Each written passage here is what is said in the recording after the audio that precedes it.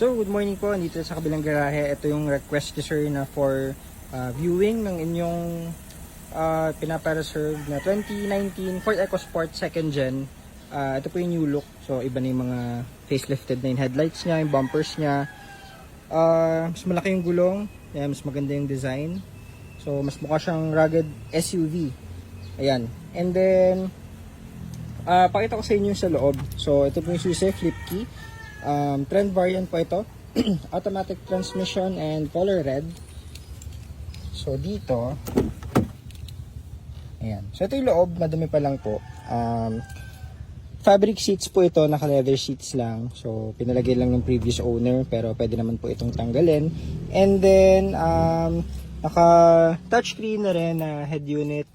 Ito po yung panel gauge niya. 46,000 kilometers only. Ayan. 46,000. Original mileage yan, syempre. 2019 model. So, scan and check po yan. And then, start natin.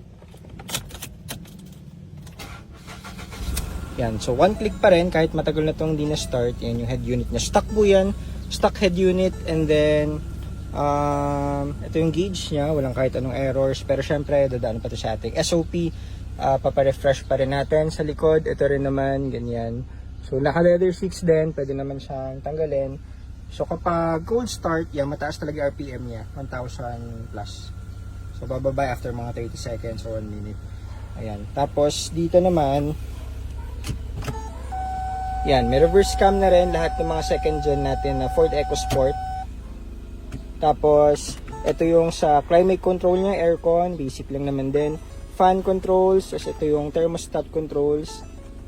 And then, yun, dito may storage, glove box, cup holders, dalawa, kalat lang. May mga storage dito. Tapos, may low for yung mga paahon, uphill, downhill. Tapos, may cup holder din dito, may mga storage. Ito yung side mirror controls, headlight, and syempre may fog lights yan. So, may mga controls din dito. Volume control sa inyong head unit. May Bluetooth syempre. Tapos ito yung dito sa inyong controls para dito sa settings. So lock and lock button yung dito sa side. Unlike yung mga first gen natin na EcoSport na sa gitna. Meron na rin dun sa kabila. And dun sa likod.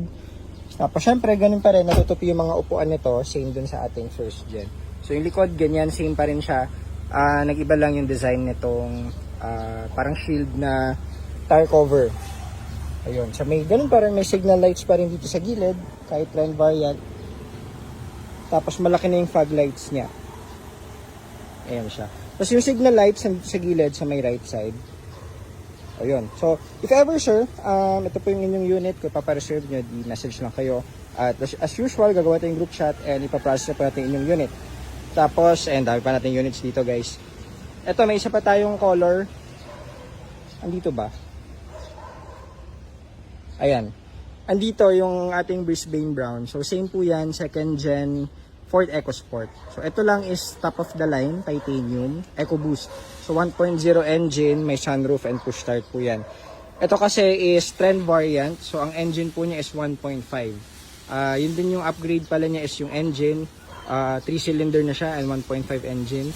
Unlike yung first gen natin na 4-cylinder. So, mas efficient din siya. Ayan, so ito pong ating update viewing nitong inyong EcoSport. So, yun na po. Thank you. Good morning, GT Cars. Salamat.